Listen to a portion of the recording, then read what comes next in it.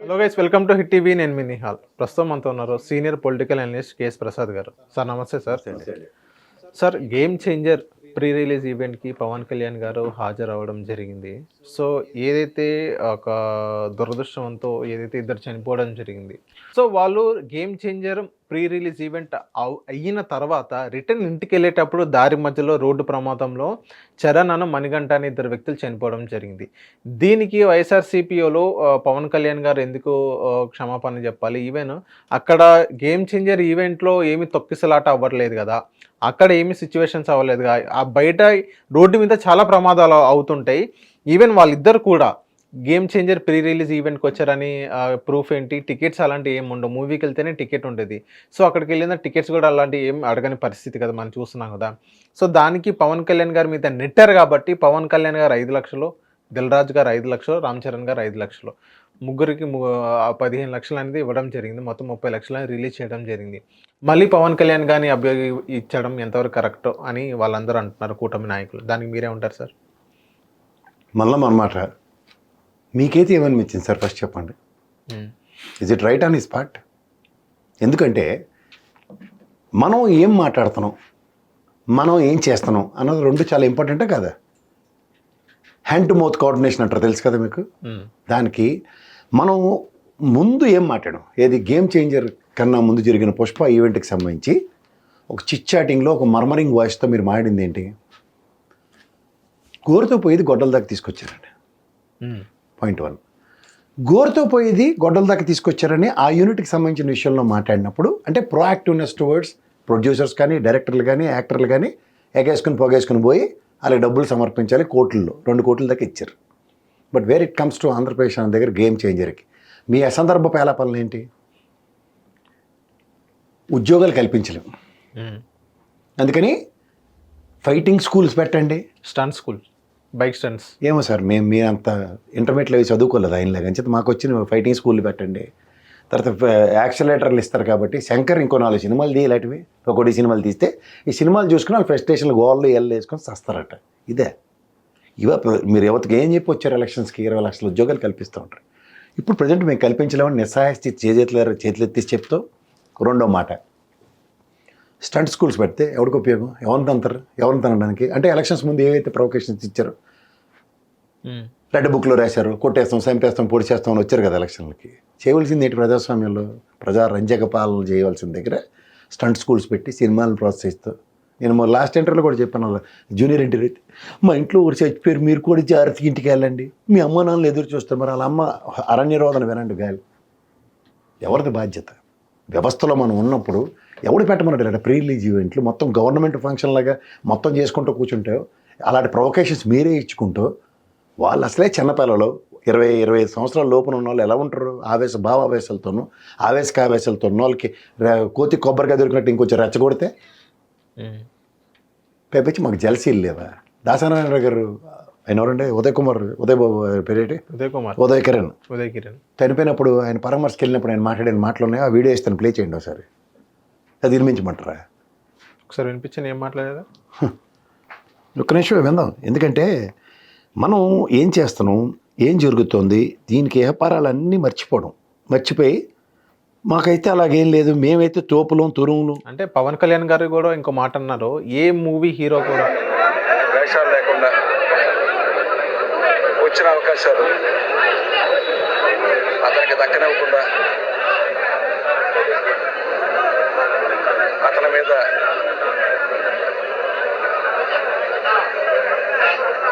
కొన్ని శక్తులు అతని జీవితంతో ఆడుకోవడం జరిగాయి. ఆ డిప్రెషన్లోకి వెళ్ళిపోయాడు మనిషి. కాదండి, కొన్ని శక్తులు ఎవరంటే కలాం తల్లికి ఓ ముద్దుబిడ్డ దాసనారాయణరావు గారు. ఈ న్యాయంలో తెలుగు పరిశ్రమలో చిన్న తగులు తెగించి పెద్ద తగులు పంచాయతీలన్నీ సక్రమంగా తెచ్చుకుని ఒక పెద్ద దేవుడి స్థాయిలో ఇచ్చి ఆయన కొలుస్తారు. నాకు త్వరగా శ్రీరామ్ గారు అని ఆయన దగ్గర ఉండేవాడు, మంచి మిత్రుడు నాకు. అతను చాలా మంచి విషయాలు చెప్పేవాడు. How he use to pacify the people. ఒక ఈ సిచ్యువేషన్ అట్రిబ్యూట్ అవుతున్నప్పుడు దాన్ని ఎలా పాసిఫై చేయాలో ఆయనకి తెలిసినట్టు ఎవరికి తెలియదని. అలాంటి వ్యక్తి ఒక తేజ గారి దర్శకత్వంలో ఒక స్థాయికి ఎదిగిన కుర్రాడికి ఎగేసుకుని పోగేసుకుని సంబంధాలు కలుపుకుందారండి. చిరంజీవి గారి కుటుంబమే కదా. ఆ తదనంతర పరిణామాల్లోనే కదా ఆయన పరిస్థితి ఎలా ఉందో అందరం చూసాం కదా మనం. ఓకే. అవునా కదా? అవును. ఆ పరిస్థితిలో if you can read in between the lines ఎవరో అదృశ్య శక్తులు అంటే ఎవరో తెలియదు అప్పటి. వీళ్ళకి ఈగోలు లేవా? వీళ్ళకేమో మళ్ళీ ఆ ప్రవచనాలన్నీ మనం వినాలా? ఇప్పుడు రామారావు గారు, కృష్ణ గారు, కోట శ్రీనివాసరావు సంగతులు మాట్లాడుతుండే ఆయన ఆ ఫంక్షన్లో. అసలు రామారావు గారు, కృష్ణ గారు, కోట శ్రీనివాసరావు గారు నేపథ్యాలు ఏమైనా తెలిసి ఆయనకి? తెలిసి అడుగుతున్నారా, తెలియక అడుగుతున్నారా? ఎందుకంటే దెర్ ఇస్ అ ఫ్రిక్షన్ అన్నది కాన్సెప్ట్ కాదు. ఒక సినిమా విషయంలో ఇవాళ ఒక ప్రభుత్వాన్ని నిలదీసే కార్యక్రమంలో కృష్ణ గారు ఒక డైరెక్టర్ గాను అండ్ సేమ్ చెన్నారు ఒక ప్రొడ్యూసర్ గాను, పద్మాలయ సంస్థ అధినేత గాను కొన్ని సినిమాలు తీశాడు. ఏది ఆ రోజు రామారావు గారు మొనాటమని బ్రేక్ చేయడానికి. మండలదేశుడు, ఆ తలపాగలు కట్టుకుని ఆయన వివేకానంద డ్రెస్సుల్లో ఉన్నప్పుడు వాటన్నిటి క్రిటిసిజంతో ఆయన సినిమాలు తీసుకున్నాడు. That is another concept. ఇవాళ ఎన్ని సినిమాలు రావట్లేదు అలాంటివి. ప్రజాస్వామ్యంలో ప్రజా వ్యతిరేకత విధానాలను అవలంబిస్తున్న ప్రజాస్వామ్యంలో ఇందిరాగాంధీ మీ సినిమాలు తీయట్లేదా? ఆవిడ కంగనా రావుతారని, ఆవిడ జయలలిత గారు మీ సినిమాలు తీయట్లేదా? వాళ్ళ దానికి అందరూ జుట్లు పోయి కొన్ని చచ్చిపోతున్నారు కొట్టుకునే. తెలిసి మాడమన్నాడు సార్ ఇవన్నీ విషయాలు. And more the legacy of those actors and those eras are gone. ఇవాళ మీరు ఒక త్రయం ఓడిలో కూర్చొని ఆ త్రయం క్లస్టర్స్లో థియేటర్లతో సైతం ప్రొడ్యూసర్లతో సైతం వీళ్ళు తప్ప కొత్త వాళ్ళు ఎవ్వరికి ఛాన్స్లు ఎవరు? ఈ క్లస్టర్స్లో ఏమనంటే వాళ్ళు అప్పుడో వచ్చి ఓ పెద్ద ఫంక్షన్ అయినట్టుగా నటించి చిన్న పరిశ్రమను, చిన్న సినిమాలు పరిరక్షించుకోవాలని వీళ్ళు చెప్పి ఉల్లిపం కబుర్లని వినాలి. ఇదే మనిషి ఏం చెప్తాడీనా? మేము ప్రైవేట్ వాళ్ళం పెట్టుబడులు తీసుకొచ్చి పెడితే సినిమాలు తీస్తుంటే మీరెవరు మమ్మల్ని ప్రశ్నించడానికి? ప్రభుత్వాలు ప్రశ్నిస్తారు. ఇదే ప్రభుత్వంలోకి రాగానే ద్వంద్వ విధానాలు. ముందు ఇక్కడ రేవంత్ రెడ్డి గారి నిర్ణయాన్ని సమర్థించడం, ఆంధ్రప్రదేశ్లో బెనిఫిట్స్ వాళ్ళకి, ఎక్సెస్ రేటింగ్లకి, టికెట్లకి అన్నిటికీ ఇచ్చేసుకోవడం పర్మిషన్. అంటే discretions they know how to utilize and misutilize. దీన్ని రాజకీయం అంటారు. ఓకే, రాజకీయ నాయకుడిగా మీరు ఎదిగిపోయారు, ఉప ముఖ్యమంత్రి అయ్యారు కాబట్టి రాజకీయాలు చేస్తానని చెప్పండి సరే, ధన్యవాదాలు. కానీ ప్రవచనాలు సూక్తి ముక్తావుల్లో చెప్తానంటే మాత్రం వినడానికి ఆవిడ కోరిక లేదు. ఎందుకు లేదు అంటే చెప్పిన దానికి ఆచరిస్తుంది దానికి. ఎందుకంటే గోరుతో పోయి దాని దగ్గర మీకు అదే వర్తిస్తుంది కదా. 2 ప్రాణాలు పోయినప్పుడు ఎవడైనా ఆగమేఘాల మీద వెళ్ళి పరామర్శించారా? శవయాత్రలో పాలు పంచుకున్నారా? లాస్ట్ 5 years రోడ్లు అనేది సరిగ్గా వెళ్ళి ఇప్పుడు గుంతలే ఉన్నాయని ఆ రోడ్లు కూడా వీడియోలు ఉంటే మీరు ఒకసారి ఏంటి సార్ అది ఎంత క్లియర్గా ఉన్నదో రోడ్డు తెలుస్తుంది. ఏదో చెప్తున్నాను, ఏ వంకాలేనమ్మ డొంకటకేసిందని వీళ్ళు ఎంతసేపు ఆబ్వియస్ ఒకటి ఉంటుంది. ఎంతసేపు జగన్మోహన్ రెడ్డి మీద పడి అడుగుదామని ప్రీకన్సీవ్డ్ నోషన్స్తోనూ ఈ తపేలా ఛానల్ ఇచ్చే డైరెక్షన్లో నడిస్తే వాస్తవాలు గ్రహించడానికి ఎప్పటికి కూడా టైం చాలట్లే వాళ్ళకి. ఓకే, సో ఆ రోడ్డు ఏ విధంగా ఉందో, కాకినాడ నుంచి ఆ రోడ్డు ఎలా ఉందో క్రిస్టల్ క్లియర్గా విత్ సబ్స్టాన్షియల్ ఎవిడెన్సెస్. యాక్సిడెంట్ జరిగిన స్పాట్లో కూడా ఆల్మోస్ట్ 6 track రోడ్ అది, 6 lane.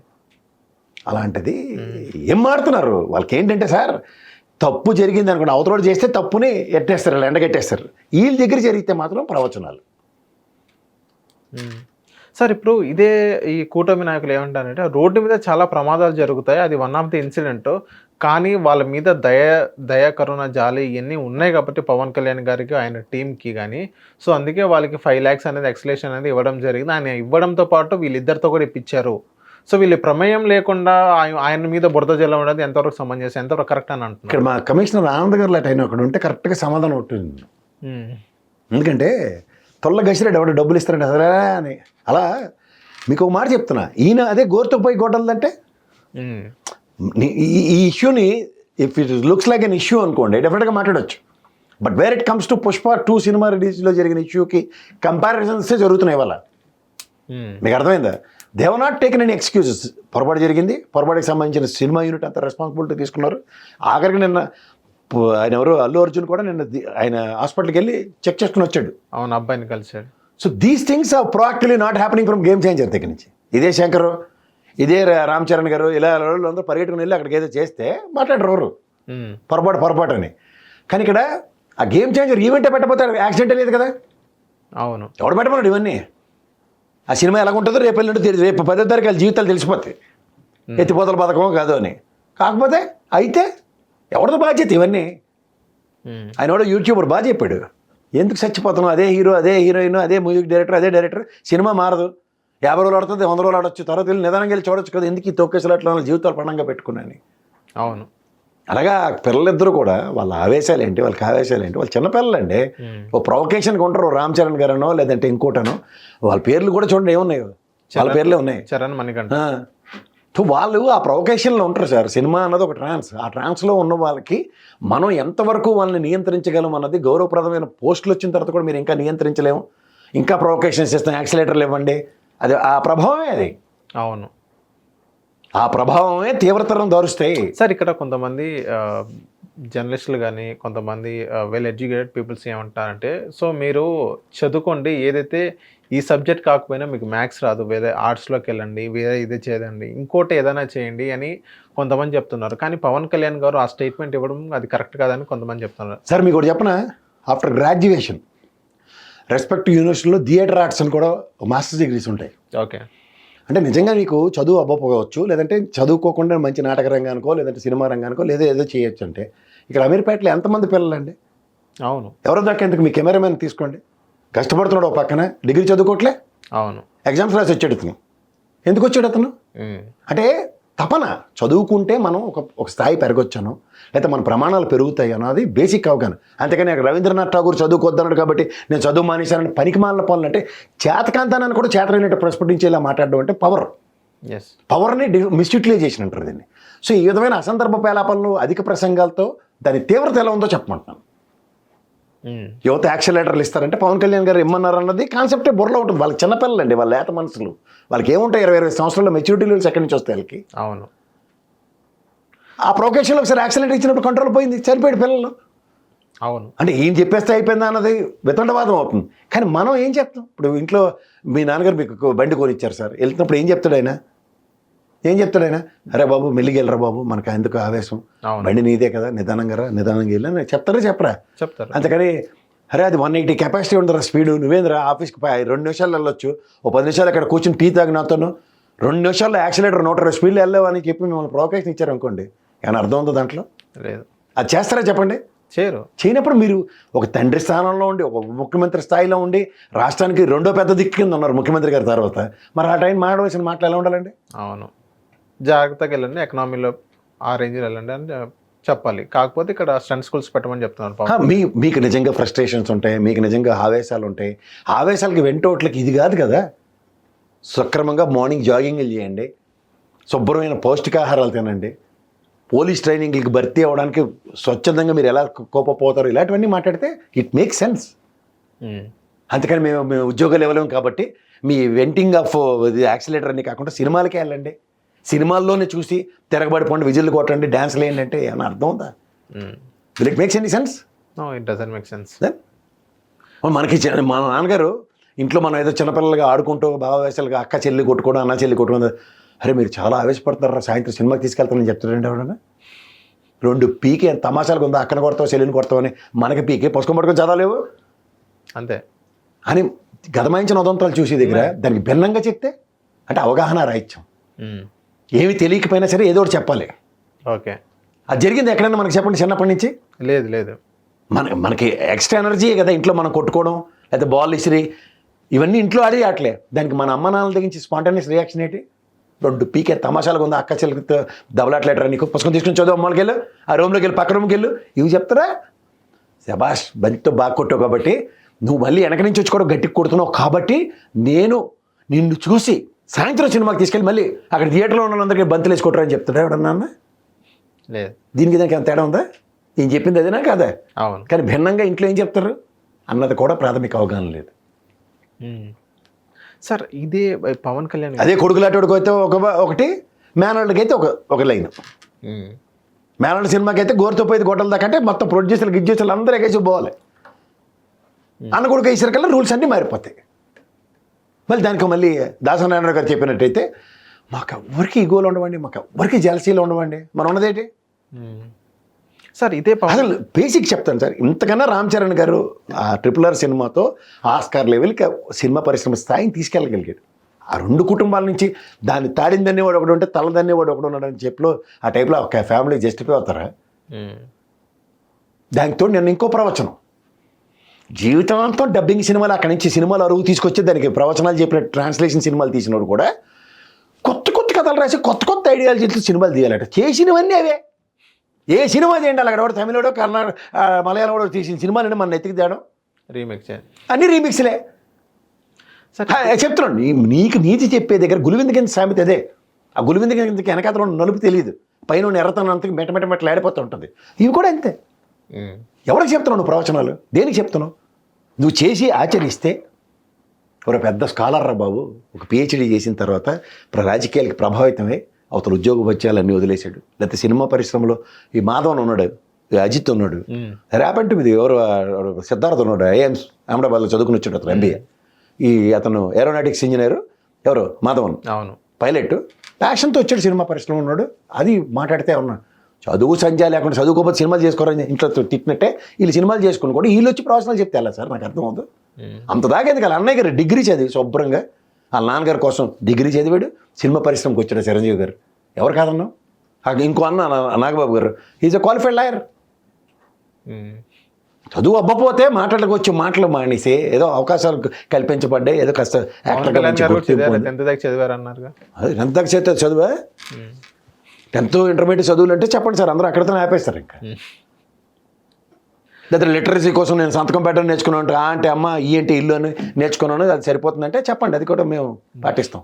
సార్ ఇదే పవన్ కళ్యాణ్ గారు ఎటువంటి తప్పు చేయకపోతే మా ఫ్యామిలీ ఏ హీరోని తొక్కలేదు, ఏ హీరోని తొక్కలేదు కాదు, ఏ హీరో సినిమా ఆడకూడదని ఎప్పుడు కోరుకోలేదని ఏ ఉద్దేశంతో నన్ను అంటారు?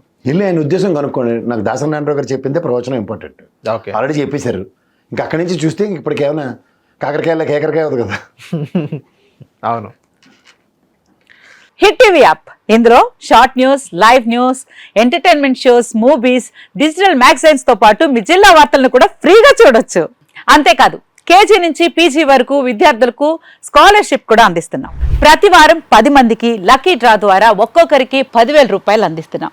ఇంకెందుకు ఆలస్యం, వెంటనే హిట్ టీవీ యాప్ ని డౌన్లోడ్ చేసుకుని ఫ్రీగా ఎంటర్టైన్మెంట్ పొందండి. Hit TV app. Hit TV app. Please download Hit TV app. Hit TV యాప్ని ఫ్రీగా డౌన్లోడ్ చేసుకొని ఎంజాయ్ చేయండి. మీకు నచ్చిన ఎంటర్టైన్మెంట్ కోసం హిట్ టీవీ యాప్ ని ఫ్రీగా డౌన్లోడ్ చేసుకుని ఎంజాయ్ చేయండి. హిట్ టీవీ యాప్ని డౌన్లోడ్ చేసుకుని ఆస్వాదించండి, ఆశీర్వదించండి. ఇంతమంది సెలబ్రిటీలు హిట్ టీవీ యాప్ ని డౌన్లోడ్ చేసుకోండి అని చెప్తున్నారంటే ఎంత మంచి యాప్ ఆలోచించండి. అమెరికా అమెరికా అమెరికా అమెరికాలో చదవాలనుకునే వాళ్ళకి విశ్వసనీయమైన పేరు మన శౌర్య కన్సల్టెన్సీ. UK లో 1 year masters. UK లో 1 year masters. 2 years work permit up to 5 years visa. Contact Saurya Consultancy. Contact 89851 89851.